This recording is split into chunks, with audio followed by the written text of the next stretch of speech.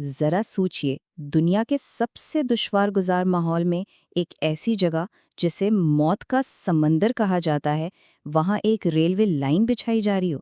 یہ صرف کوئی انجینئرنگ کا منصوبہ نہیں ہے، بلکہ یہ فطرت کی بے رحم طاقت کے سامنے انسانی ذہانت کی ایک جنگ ہے۔ آج ہم تکلا مکان صحرائے ریلوے کی اسی ناقابل یقین کہانی کو جانیں گے۔ یہ صرف ایک سوال نہیں ہے، بلکہ یہ وہ پہیلی ہے جس نے صدیوں سے انجینئرز کو پریشان کر رکھا ہے کہ آپ حرکت کرتی ہوئی ریت پر آخر تعمیر کیسے کر سکتے ہیں، ایک ایسے بنیاد پر جو مسلسل آپ کے نیچے سے کھسک رہی ہو۔ اسی سوال کا جواب اس پورے منصوبے کو اتنا انقلابی بنا دیتا ہے۔ اور یہ کوئی چھوٹا موٹا منصوبہ نہیں تھا، ہم بات کر رہے ہیں 2712 کلومیٹر کی ایک بہت بڑے نیٹ ورک کی۔ یہ فاصلہ اسلام آباد سے استنبول تک کے فاصلے سے بھی زیادہ ہے۔ یہ دنیا کی پہلی ایسی ریلوے ہے جو ایک پورے صحرا کے گرد ایک مکمل چکر لگاتی ہے۔ اس کا پیمانہ واقعی میں حیران کر دینے والا ہے۔ اس کہانی کا اصل چیلنج، یا یوں کہہ لیں کہ ویلن، خود تکلا مکان کا صحرا ہے۔ آخر اس جگہ کو موت کا سمندر کہا کیوں جاتا ہے؟ اس کی شدت کو سمجھنے کے لیے ہمیں اس کے حالات پر ایک نظر ڈالنی ہوگی۔ دیکھیے، یہ صرف ریت نہیں ہے، یہ دنیا کا دوسرا سب سے بڑا متحرک ریت کا صحرا ہے۔ گرمیوں میں یہاں سطح کا درجہ حرارت 70 ڈگری سیلسیس تک پہنچ سکتا ہے، یعنی اتنا گرم کہ انڈے پک جائیں، اور سردیوں میں یہ -25 ڈگری تک گر جاتا ہے۔ اور سب سے بڑا چیلنج، بنیاد میں کوئی ٹھوس چٹان نہیں ہے، صرف میلوں تک حرکت کرتی ریت ہی ریت ہے۔ تو سوال یہ پیدا ہوتا ہے کہ کوئی ایسی جگہ پر تعمیر کرنے کی ہمت ہی کیوں کرے گا؟ آخر اس بے رحم زمین کو فتح کرنے کے پیچھے کیا وجہ ہو سکتی ہے؟ جواب، جیسا کہ اکثر ہوتا ہے، سطح کے نیچے ہی چھپا ہوا ہے۔ جی ہاں، اس خطرناک سطح کے نیچے چین کے لیے ایک بہت بڑا اسٹریٹجک انعام چھپا ہوا ہے۔ یہ ریلوے صرف نقل و حمل کا ایک ذریعہ نہیں، بلکہ یہ ایک ایسی چابی ہے جو وسائل کے ایک ایسے خزانے کو کھولتی ہے جو ملک کے مستقبل کے لیے انتہائی اہم ہیں۔ سنکیانگ کا علاقہ اربوں ٹن تیل اور کوئلے سے مالا مال ہے، لیکن اصل خزانہ ہے نایاب زمینی عناصر، یعنی وہ مواد جو ہمارے اسمارٹ فون سے لے کر جدید ترین فوجی ٹیکنالوجی تک ہر چیز کو طاقت دیتے ہیں۔ اس ریلوے کے بغیر یہ اہم وسائل عملی طور پر ناقابل رسائی تھے۔ اور یہ صرف اندرونی وسائل کی بات نہیں ہے، یہ ریلوے چین کے وسیع تر بیلٹ اینڈ روڈ انیشیٹو کا بھی ایک اہم حصہ ہے، جو ایک عالمی انفراسٹرکچر منصوبہ ہے اور چین کو دنیا سے جوڑتا ہے۔ یہ مستقبل میں وسطی ایشیا تک پھیلنے والی شریانوں کے لیے ایک اہم لنک کے طور پر کام کرے گا۔ تو اب جب کہ ہم یہ جان گئے ہیں کہ یہ سب کیوں کیا گیا، آئیے اب کیسے پر آتے ہیں۔ انجینئرز نے ان مسائل کو کیسے حل کیا جو بظاہر ناقابل حل نظر آتے تھے؟ یہ وہ جگہ ہے جہاں کہانی واقعی دلچسپ ہو جاتی ہے۔ سب سے پہلا اور سب سے بڑا چیلنج، آپ ایک مائی جیسی بنیاد پر تعمیر کیسے کرتے ہیں؟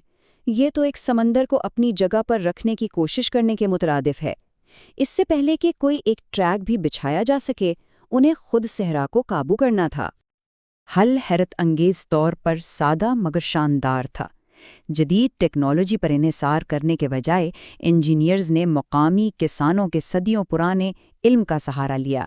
انہوں نے بھوسے اور ٹہنیوں کا استعمال کرتے ہوئے ایک بہت بڑا چیکر بورڈ گرڈ بنایا۔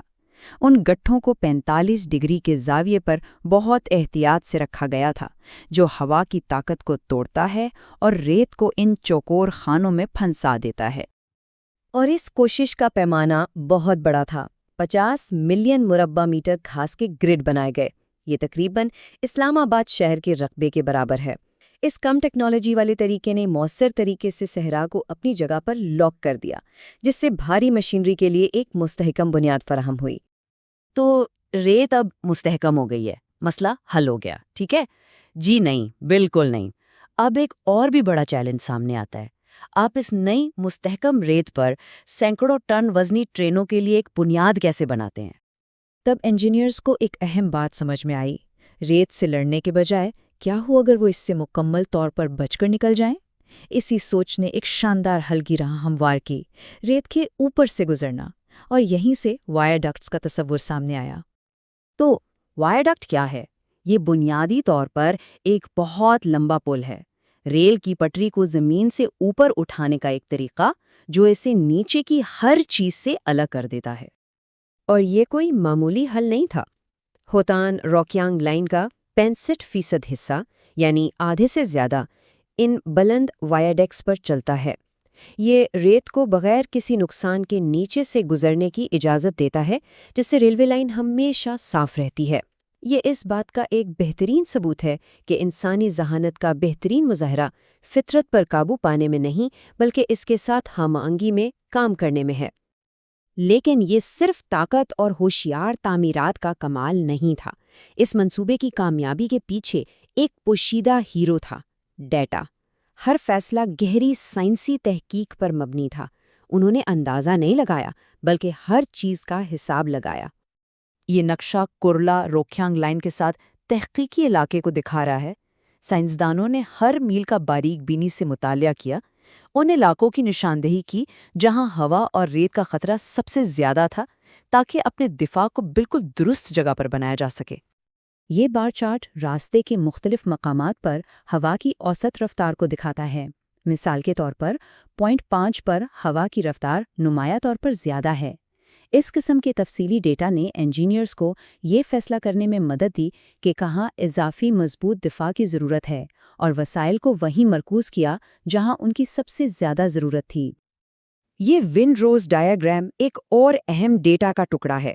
یہ بنیادی طور پر ایک کمپاس ہے جو غالب ہوا کی سمتوں کو دکھاتا ہے۔ یہ جاننا کہ ہوائیں نہ صرف کتنی تیز تھیں بلکہ وہ کس سمت سے آ رہی تھیں، انجینئرز کو اپنی رکاوٹوں کو ایک سرجن کی طرح بالکل ٹھیک نشانے پر بنانے کا موقع ملا۔ تو اس تمام ناقابل یقین سائنس، انجینئرنگ اور محنت کا حتمی نتیجہ کیا تھا؟ آئیے دیکھتے ہیں کہ اس نے خطے کو کیسے تبدیل کر دیا۔ یہ ٹائم لائن اس منصوبے کی حیران کن رفتار کو ظاہر کرتی ہے۔ آخری حصے پر کام 2018 میں شروع ہوا اور صرف 4 سال بعد جون 2022 میں پورا لوپ کام کر رہا تھا۔ اتنے مشکل ماحول میں اتنے بڑے معاملے کے منصوبے کے لیے یہ ایک غیر معمولی کامیابی ہے۔ جیسا کہ ماس ٹرانزٹ کے ماہر سن جانگ نے کہا، اس کا اثر ضرب جیسا ہے۔ یہ صرف ایک اور ریلوے لائن نہیں ہے، یہ جنوبی سنکیانگ کی پوری معیشت کو بدل رہا ہے۔ اس کا مطلب ہے کہ مقامی مصنوعات اب ملک بھر کی منڈیوں تک تیزی سے اور سستے داموں پہنچ سکتی ہیں، جس سے کاروبار اور ملازمتوں کے نئے مواقع پیدا ہو رہے ہیں۔ تکلام مکان صحرائی ریلوے صرف اسٹیل اور کنکریٹ کا کمال نہیں ہے، یہ انسانی عزم اور فطرت کے ساتھ تعاون کرنے کی طاقت کا ثبوت ہے۔ یہ ہمیں ایک اہم سوال کے ساتھ چھوڑ جاتا ہے: اگر ہم موت کے سمندر کو فتح کر سکتے ہیں تو اگلی کون سی ناممکن سرحد ہے جسے ہم مل کر عبور کریں گے؟